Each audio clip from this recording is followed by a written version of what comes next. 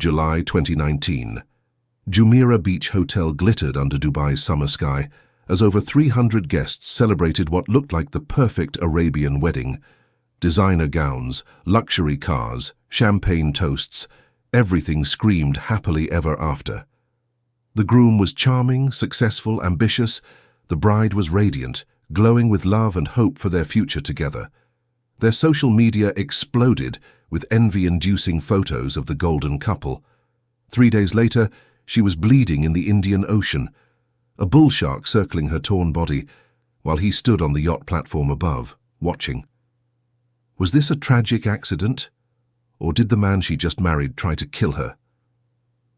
You are about to find out. Welcome to True Crime Journal HQ. Thanks to all our viewers and subscribers for your support. Stay with us for daily update on the most shocking true crime stories. Don't forget to like, share, and subscribe. Before we start, if you want to learn how to protect yourself from potential danger, then download your free ebook titled Safety for Women Over 40, Everyday Habits to Outsmart Criminals by clicking the link in the pinned comment. Zayn al-Nasiri was born in 1985 in Sharjah, the second son of a middle-class family struggling to keep up with the Emirates' rapid transformation. His father ran a small electronics repair shop near the old souk, while his mother stayed home raising 4 children in a cramped 2-bedroom apartment. From an early age, Zayn watched luxury cars cruise past their modest neighborhood, watched expats and wealthy locals dine at restaurants his family could never afford. He became obsessed with that lifestyle. At university, where he studied business administration, Zayn learned quickly that appearances mattered more than reality in Dubai's competitive social landscape. He networked aggressively, befriended sons of wealthy families, and carefully crafted an image of someone destined for success. After graduation, he landed a position at a mid-tier real estate agency in Deira, starting at the bottom as most young Emiratis did. But Zayn was impatient. By 2018, he had clawed his way up to a property consultant role, though his methods were questionable at best. He leased a BMW 5 Series he couldn't afford, bought designer suits on credit cards he couldn't pay off, and spent his evenings at expensive cafes in DIFC, playing the part of a successful businessman. His Instagram showed a life of luxury: rooftop brunches, business-class flights, 5-star hotels. Friends and family believed he'd made it. The truth was far uglier. Zayn owed money to multiple creditors across the UAE.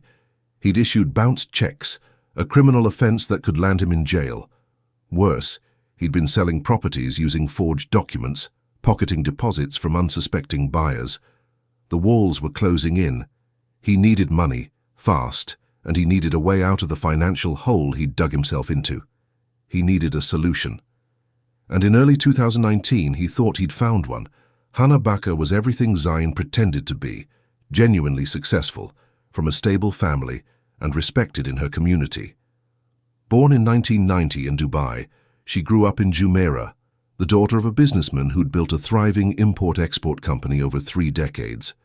Her father, Ahmad Bakr, had taught her the value of hard work and independence. Her mother ensured she remained grounded despite their comfortable lifestyle. Hana excelled academically, earning a degree in fashion merchandising before taking a management position at a luxury boutique in Dubai Mall. She was good at her job, personable with clients, sharp with inventory, and trusted by her employers. Colleagues described her as warm, generous, and perhaps too trusting for her own good. She believed in seeing the best in people, a quality that would nearly cost her everything. At 29, Hana had dated before, but never seriously. She wanted a real connection, not just someone impressed by her family's wealth.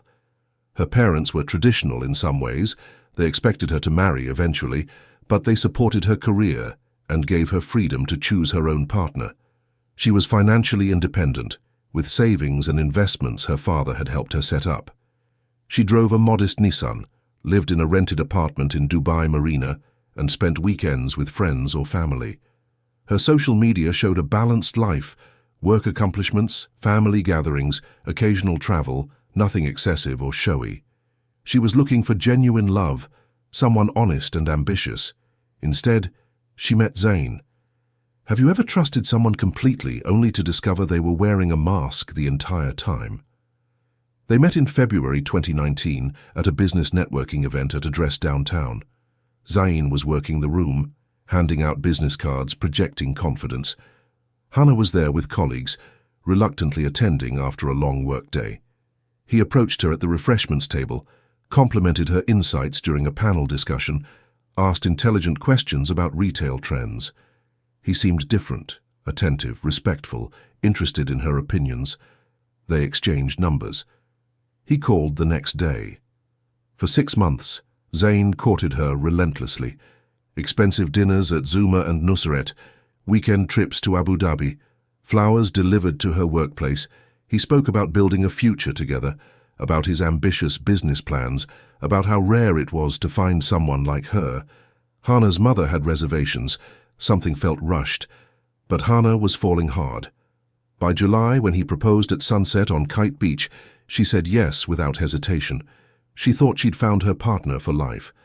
She had no idea she'd just agreed to marry a man drowning in debt, desperate enough to kill. The wedding took place on July 20th, 2019, at Jumeirah Beach Hotel, one of Dubai's most iconic venues, where the Arabian Gulf stretches endlessly beyond floor-to-ceiling windows. Over 300 guests filled the ballroom, a mix of Hana's family friends, business associates, and Zayn's carefully curated network of contacts who believed his success story. Everything was excessive. A designer gown from a boutique in Paris that cost more than most people's annual salary, a convoy of white Rolls-Royces ferrying the couple and their families, elaborate floral arrangements imported from Holland, a 7-tier cake, a live band that had performed at royal weddings, the kind of celebration that gets whispered about in Dubai's social circles for months afterward. Hana looked radiant, genuinely happy. Her father gave an emotional speech about his daughter finding a good man. Zayn played his role perfectly, the devoted groom, the ambitious young businessman, the man who'd won the heart of a remarkable woman. Guests raised their glasses. Cameras flashed constantly. Instagram stories multiplied by the hundreds, each one showing fragments of what looked like a fairy tale come true. Where are you watching from? Drop your location in the comments below. But while guests celebrated, Zayn's phone buzzed relentlessly with messages he kept deleting. Creditors demanding payment, lawyers threatening legal action, a property buyer who'd discovered the documents were fake. He smiled through every toast, danced through every song, all while calculating how much time he had left before everything collapsed. 2 weeks before the wedding, Zayn had walked into an insurance office in Bur Dubai with a stack of documents. He took out a life insurance policy on Hana worth 5 million dirhams, naming himself as the sole beneficiary. When the agent questioned the amount, unusually high for someone Hana's age, Zayn explained they were starting a business together, that it was standard practice for business partners. The policy required Hana's signature. A week before the wedding, during what should have been a romantic evening reviewing their marriage contract, Zayn slid additional papers across the table. "Just standard marriage documents," he assured her, pointing to signature lines. "Property agreements, joint accounts, that sort of thing." Hana, exhausted from wedding planning and trusting her fiancé completely, signed without reading the fine print. She had no idea she'd just made herself worth more dead than alive. If you've made it to this point, drop a comment with, "I'm still here." Let's see who's still watching. Zayn insisted on handling all honeymoon arrangements himself. When Hana suggested Santorini or the Amalfi Coast, he pushed for the Maldives. "More private," he said, "more romantic, just us and the ocean." He booked everything, the resort, the flights, the excursions. He researched locations, activities, water conditions.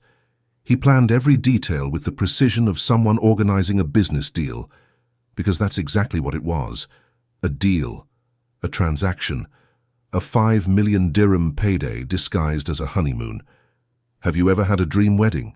What would your perfect celebration look like? Think about it while we continue this story. If you're enjoying this content, like, subscribe, and share it with your loved ones to protect them from the same tragedy happening to them in the future. The newlyweds left Dubai 3 days after the wedding, boarding an Emirates flight to Male. Hana held Zayn's hand during takeoff, excited about 2 weeks in paradise. Zayn stared out the window, mentally rehearsing what came next. The hardest part, he told himself, would be the acting afterward. The grief, the shock, the devastated husband routine. He had no idea that 3 crew members on a yacht would ruin everything. The Maldives is where wealthy Dubai couples go to escape.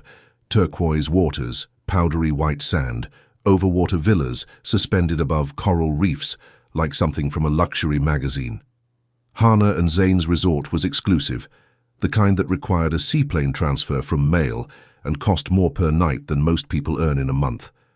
Their villa had a glass floor panel where tropical fish swam beneath their feet, a private infinity pool, and unobstructed views of the Indian Ocean stretching to the horizon.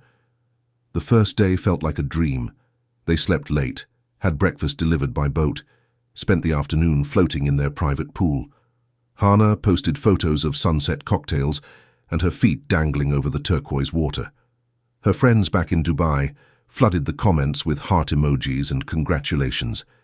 Everything looked perfect. But Hana started noticing small things that didn't feel right. Zayn was constantly on his phone, stepping away to take calls he claimed were urgent business matters.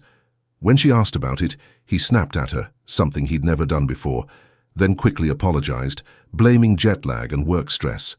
He seemed tense, distracted, not present even during romantic dinners. She told herself all grooms probably felt some pressure after big weddings, that he'd relax soon enough. On day 2, his behavior became stranger. He kept asking questions about her swimming ability. How comfortable are you in deep water? Have you ever had any issues with panic in the ocean? You're a strong swimmer, right? She laughed it off, confused by his sudden interest in her aquatic skills. They'd been to the beach together multiple times during their courtship. He knew she could swim. He also became controlling about their activities. When Hana suggested a spa day, he insisted they book a snorkeling trip instead. When she wanted to relax in their villa, he pushed for more adventurous excursions. We didn't come all this way to just sit around, he said, though she noticed he seemed focused on activities involving water, depth, isolation. Have you ever ignored red flags in a relationship? Those small warning signs your gut tells you matter, but your heart wants to dismiss? By day 3, Hana felt uneasy, but couldn't articulate why. She didn't want to ruin their honeymoon by starting arguments or seeming paranoid. So when Zayn announced he'd booked a private yacht excursion for that evening, a sunset cruise to photograph marine wildlife, she agreed despite her growing discomfort. The yacht captain was a Bangladeshi expat named Rashid, who'd worked in the UAE for 15 years before moving to the Maldives. He spoke Arabic with a familiar accent that made Hana feel slightly more at ease. 2 crew members, both young Maldivian men, prepared the boat while Zayn reviewed the route with Rashid. What Hana didn't hear was Zayn's specific request. He wanted to cruise through a channel known for shark activity, claiming he was an amateur wildlife photographer hoping to capture something spectacular. Rashid hesitated. Tourists usually avoided those waters, but Zayn offered extra payment and insisted. I want to see real marine life, he said, not just the tame reef sharks everyone photographs. The boat departed at 5:30 p.m., cutting through calm waters as the sun began its descent toward the horizon. Hana sat at the bow, feeling the warm breeze on her face, watching dolphins leap in the distance. For a moment her anxiety faded. Maybe she'd been overthinking everything. Maybe this was exactly what they needed. She had no idea this sunset cruise would turn into a fight for survival. By 6 p.m., the yacht had anchored in deeper waters, far from the resort islands dotting the horizon. The water here was a darker shade of blue, almost navy in places, a sign of depth that made Hana's stomach tighten. Captain Rashid checked his instruments and announced they were over 40 meters of open ocean. The 2 deckhands, young men named Hassan and Farid, were preparing fishing lines when Zayn interrupted them. Let's get some photos, he said to Hana, gesturing toward the swim platform at the yacht's stern, a small wooden deck that extended just above the waterline, designed for swimmers to easily enter and exit the ocean. Hana hesitated. Can't we just take them on the main deck? The lighting is better down there, Zayn insisted, his tone sharp. "Come on, we're losing the sunset." She followed reluctantly, climbing down the ladder to the platform. The water lapped at her feet, crystal clear enough to see down several meters into the blue void below. Her pulse quickened. Something felt wrong, but she couldn't explain what. Zayn positioned her carefully, turning her body so her back faced the water. "Perfect," he said, pulling out his phone. "Now smile." She forced a smile, trying to ignore the anxiety crawling up her spine. Zayn raised his phone as if to take the photo. Then, in one swift motion, he placed both hands flat against her back and shoved with shocking force. Hana didn't have time to scream before she hit the water. The impact knocked the air from her lungs. Salt water flooded her nose and mouth as she plunged beneath the surface, disoriented, arms flailing instinctively. She kicked hard, breaking back through to air, gasping and coughing. "Help!" she screamed, immediately starting to swim toward the boat. "Zayn!" But Zayn just stood there on the platform, phone still in hand, frozen. He wasn't reaching for her, wasn't calling for help, just standing there, watching. Captain Rashid and the crew rushed to the stern, shouting in confusion. "What happened?" Rashid yelled. "She slipped! She slipped!" Zayn shouted back, finally moving but slowly, deliberately. Hana was 5 meters from the boat when she saw it, a shadow gliding beneath her, massive and unmistakable. Her heart stopped. Every nerve in her body screamed danger. She kicked harder, arms burning as she fought toward the platform. Then came the pain. Teeth, rows of serrated teeth, clamped down on her left leg just above the knee. The bull shark, nearly 2.5 meters of prehistoric killing machine, had locked onto her flesh. Hana's scream tore across the water, primal and desperate. She thrashed wildly, hitting the shark's snout with her fists, anything to break free. The water around her turned red. Blood spread in cloudy ribbons through the clear ocean. The shark shook its head violently, tearing deeper into muscle and tissue.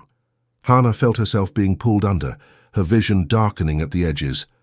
"Help me!" she shrieked, her voice breaking. "Please!" Captain Rashid moved instantly. He grabbed the life preserver mounted near the helm and hurled it toward Hana with practiced accuracy. It landed 2 meters from her thrashing form. Zayn stepped forward, arms outstretched. "I can get her!" he shouted, but his movements were slow, uncertain, more performance than action. The crew ignored him completely. Hassan and Farid knew these waters, knew what a bull shark attack meant. Every second counted. Farid grabbed a rescue hook, a long pole with a curved end used to pull people from water, while Hassan searched for anything to scare off the predator. The shark had released its grip, circling 3 meters away, blood trailing from its mouth. It was deciding whether to attack again. "Don't move!" Rashid shouted to Hana in Arabic. "Stay still!" But staying still was impossible. Hana was in shock, hyperventilating, barely keeping her head above water. Her leg was useless, torn open, bleeding heavily. She grabbed weakly at the life preserver, her strength fading fast. Hassan, the older deckhand, didn't hesitate. He kicked off his shoes and dove into the water with the rescue hook, swimming hard toward Hana. The sudden movement and splashing seemed to confuse the shark, which veered away, circling wider now. Hassan reached Hana in seconds, looping the hook under her arms. "I've got you," he shouted in English. "Hold on." Together, Rashid and Farid hauled the line, pulling both Hassan and Hana back toward the yacht. The process felt agonizingly slow, 15 seconds that stretched into eternity. Hassan kept his body between Hana and where the shark had been, scanning the water constantly. They dragged her onto the platform. Hana's left leg was mangled, deep lacerations from mid-thigh to knee, muscle visible through torn skin, blood pouring onto the deck. She was going into shock, her lips turning blue, her body trembling uncontrollably. Rashid and Hassan immediately applied pressure to the wounds, while Farid grabbed the medical kit. They wrapped tourniquets above the injuries, working with the efficiency of men who'd trained for exactly this scenario. But even with their quick action, Hana was losing blood fast. Zayn stood off to the side, his face pale, his hands shaking. He kept repeating, "She slipped. She just slipped." But nobody was listening to him. The crew's attention was entirely on keeping Hana alive. Rashid radioed for emergency evacuation, his voice urgent but controlled. A speedboat from the nearest resort with medical personnel met them halfway back, racing Hana toward Mail's main hospital. She survived the shock. But would she survive what came next? Hana was rushed to ADK Hospital in Mail, the Maldives' main trauma center. The emergency room doctors worked through the night, performing the first of what would become multiple surgeries over 2 weeks. The shark's teeth had torn through muscle, damaged nerves, and came dangerously close to severing her femoral artery. If the crew had been even 30 seconds slower, she would have bled out in the Indian Ocean. While Hana fought for survival in the intensive care unit, Maldivian police launched their investigation. Detective Inspector Amir Hassan, a 15-year veteran of the force who'd handled everything from tourist accidents to organized crime, arrived at the hospital the morning after the attack. Something about this case immediately felt wrong to him. The crew's report was too consistent, too disturbing. 3 men, interviewed separately within hours of the incident, all told the same story with the same chilling detail. This wasn't an accident. This was attempted murder. Detective Hassan started with Captain Rashid. The Bangladeshi expat sat in the interview room, still shaken but resolute. "I've been working these waters for 20 years, Rashid said, his voice steady. "I know what an accident looks like. This wasn't one." He described how Zayn had specifically requested they cruise through shark-populated channels, how he'd insisted on getting Hana down to the swim platform despite her visible reluctance, how he'd positioned her with her back to the water. "Then I saw him place both hands flat on her back," Rashid demonstrated with his own hands, "and push hard. She didn't slip, she didn't lose balance, he pushed her." Hassan, the Egyptian deckhand who'd jumped in to save Hana, was even more direct. "I saw him use both hands to push her back into the water. When we ran to help, he was just standing there, not moving, not calling for help, just watching her in the water with the shark. It was like he was waiting for something to happen." The third crew member, Farid, corroborated every detail. 3 witnesses, 3 identical accounts, no inconsistencies. Then Detective Hassan interviewed Zayn. The newlywed husband sat across the table in the police station, his designer shirt wrinkled, his carefully groomed appearance finally showing cracks. But it wasn't grief or concern that Hassan noticed most. It was calculation.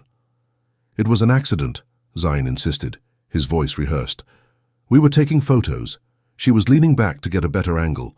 She lost her balance and fell. I panicked, I froze. I've never seen anything like that before. The shark, the blood. I couldn't move." "Why didn't you call for help immediately?" Hassan asked. "I did. I tried. Everything happened so fast." "The crew says you pushed her." "They're mistaken. Maybe the language barrier. My Arabic is different from theirs. They misunderstood what they saw." Hassan watched Zayn's body language carefully. The man was nervous, yes, but not devastated, not traumatized. He kept glancing at his phone, asking when he could return to Dubai, mentioning business obligations. He showed more concern about his schedule than his wife fighting for her life 3 floors above them. "How is Hana?" Hassan asked, testing him. "Fine, I hope. The doctors said she'll recover, right?" "Fine." Not, "Is she going to be okay?" Not, "Can I see her?" Just a casual, "Fine, I hope," as if discussing a minor inconvenience. Detective Hassan had seen enough. He contacted Interpol and requested assistance from UAE authorities. What came back within 48 hours confirmed his worst suspicions. Zayn al-Naseri was drowning in debt. He owed nearly 2 million dirhams to creditors across Dubai and Sharjah. He'd written checks that bounced, a criminal offense in the UAE that could result in immediate imprisonment. He was under active investigation by Dubai police for fraudulent property transactions, accused of forging documents and pocketing deposits from at least 7 different buyers. But the most damning evidence was the life insurance policy. 3 weeks before the wedding, Zayn had walked into an insurance office and taken out a policy on his soon-to-be wife worth 5 million dirhams. The timing was calculated, deliberate. The amount was excessive for someone Hana's age with no dependents, and the signature on the authorization form, experts would later confirm, had been forged. Detective Hassan laid out the evidence on his desk. The financial motive, the insurance policy, the eyewitness testimony, the suspicious behavior. The pattern was textbook.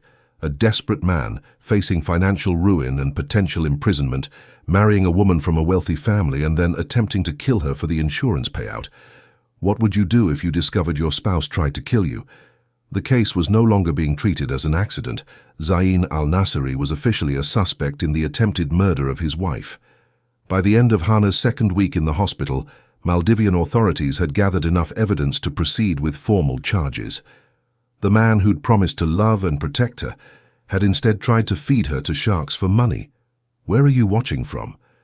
Drop your location in the comments below. If you made it to this point, drop a comment with, "I'm still here." Let's see who is still watching. If you are enjoying this content, like, subscribe and share it with your loved ones to protect them from the same tragedy happening to them in the future.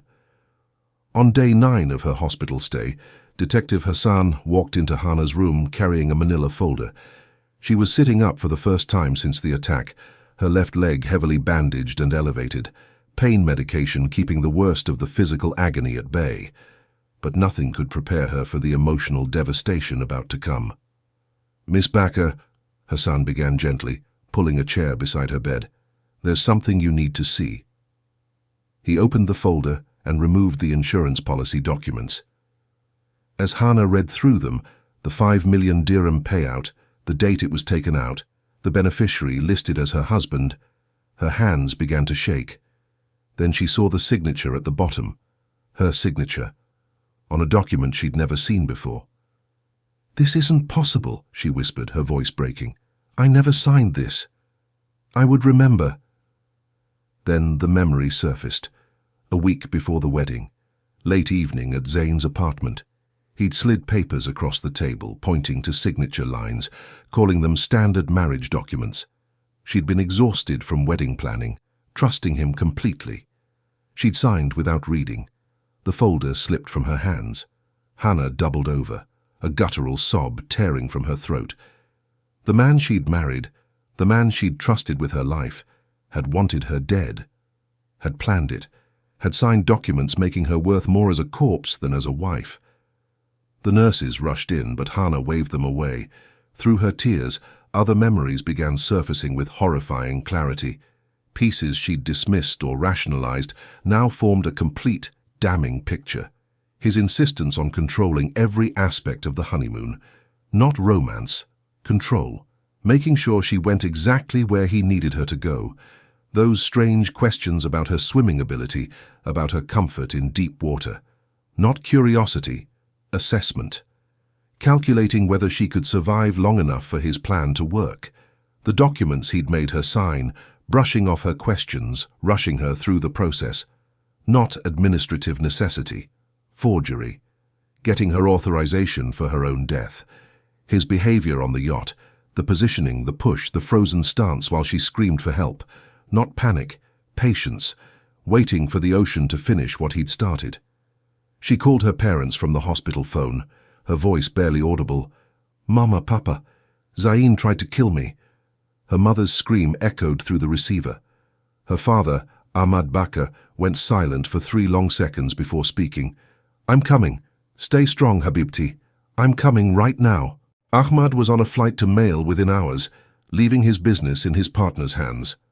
When he walked into his daughter's hospital room and saw her, bruised, broken, traumatized, this man who'd built an empire through discipline and composure broke down completely.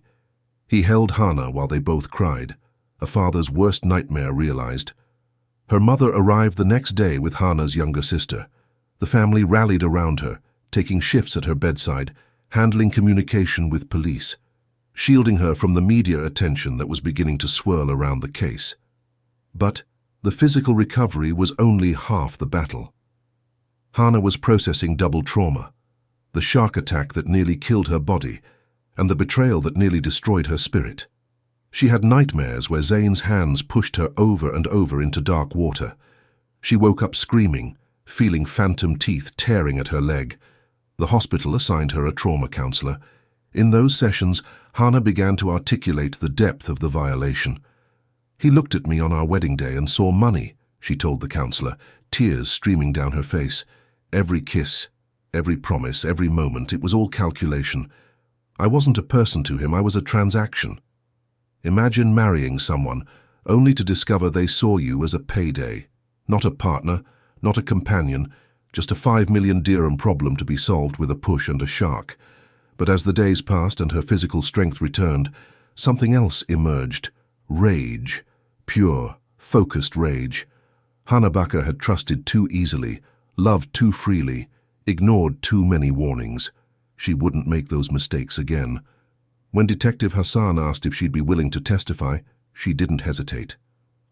"I want to face him," she said, her voice steel. "I want him to see that I survived, that he failed." "How do you think you would handle this level of betrayal? Where are you watching from? Drop your location in the comments below. If you made it to this point, drop a comment with "I'm still here."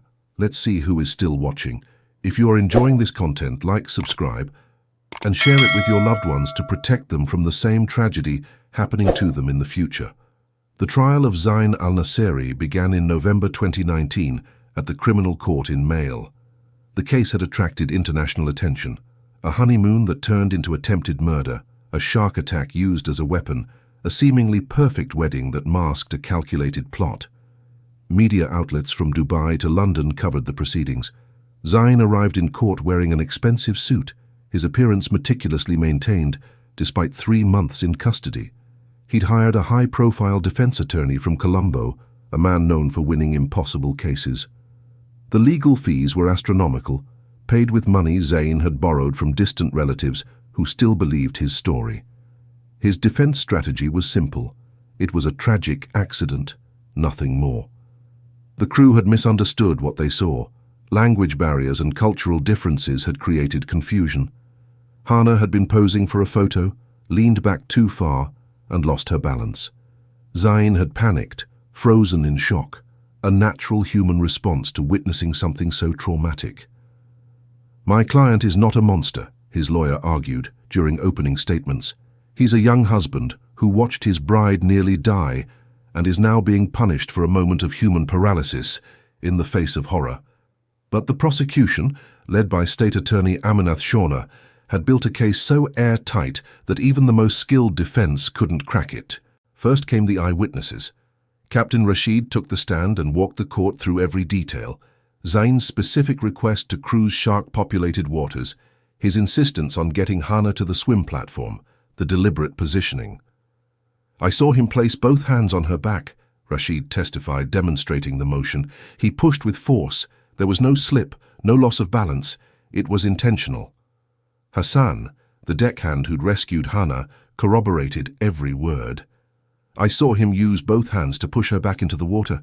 When she was screaming for help, he just stood there watching. He didn't move to save her until we forced him aside." The defense tried to suggest the crew had financial motives for lying, that they feared liability for the incident, but their testimonies never wavered, even under aggressive cross-examination. 3 men, interviewed separately, telling identical stories with consistent details spanning months. Then came the financial evidence. Prosecutors presented Zayn's debt records, nearly 2 million dirhams owed across Dubai and Sharjah, bounced checks that carried criminal penalties, fraudulent property deals under investigation. They showed the timeline. As his debts mounted and creditors closed in, he'd met Hana. 3 weeks before the wedding, the insurance policy appeared. Forensic experts testified about the policy itself, the forged signature, the excessive payout amount, the suspicious timing. Insurance investigators explained how such policies are red flags in attempted murder cases worldwide. But perhaps the most damning evidence came from Zayn's own phone. Digital forensic specialists had recovered his search history from the weeks before the honeymoon. The court fell silent as the prosecutor read them aloud. Shark attack survival rate. Life insurance payout process Maldives. How long does insurance take to pay after death? Bull shark behavior Indian Ocean. Zayn had researched his murder weapon like someone shopping for kitchen appliances. On the trial's 14th day, Hana took the stand. She walked slowly, still recovering, her left leg bearing visible scars beneath her modest dress. The courtroom was packed. Journalists, legal observers, members of Dubai's community who'd followed the case obsessively. She faced Zayn directly as she testified, described the push, the shock of hitting the water, the terror of seeing the shark. Her voice broke as she recounted feeling teeth tear into her flesh, screaming for help while her husband stood motionless above. Then she spoke about the emotional trauma, discovering the insurance policy, realizing every moment of their courtship had been manipulation, understanding that the man who'd vowed to protect her had instead tried to murder her for money. Zayn's expression never changed. No remorse, no guilt. When given the chance to speak, he maintained his position. "She's lying," he said flatly, or confused from the trauma. "I would never hurt my wife." After 3 weeks of testimony, the jury deliberated for 7 hours. When they returned, the verdict was unanimous: guilty of attempted murder. The judge showed no mercy. "You exploited a woman's trust, forged documents, and attempted to kill your wife in one of the most calculated, cold-blooded ways this court has seen. You are sentenced to 25 years in prison." Zayn's face finally showed emotion: shock, anger, disbelief. He was led away in handcuffs while Hana sat with her family, tears of relief streaming down her face. The aftermath moved swiftly. Hana's family pursued civil action to void the marriage, granted within weeks. The insurance company launched its own investigation and formally refused any payout.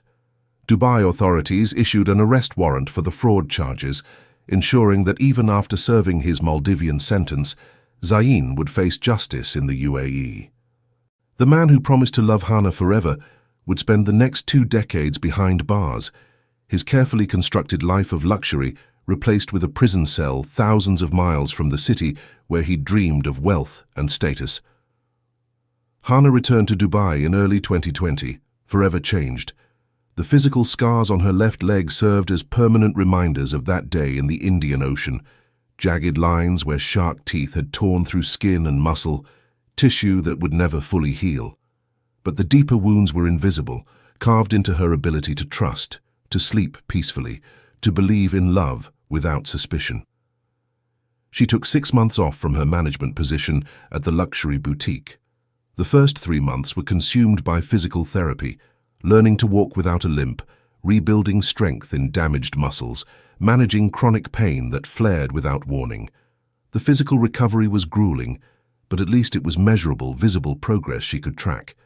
The mental healing proved far more complex. Hana started seeing a trauma counselor who specialized in PTSD and violent crime survivors. The nightmares persisted for months, visions of being pushed, of dark water closing over her head, of Zayn's face watching her drown. She developed anxiety around water, around being photographed, around signing any document without reading every word 3 times. Trust became her greatest challenge. How do you open your heart again after discovering the person you loved most wanted you dead? Her story spread quickly through Dubai's close-knit social circles, becoming a cautionary tale whispered at brunches and discussed at family gatherings. Parents began having uncomfortable but necessary conversations with their daughters about rushed courtships and financial transparency. Marriage counselors reported increased requests for premarital background checks. The case exposed uncomfortable truths about how easily someone could construct a false identity in a city obsessed with appearances. The Bakr family, traditional but now traumatized, became far more protective.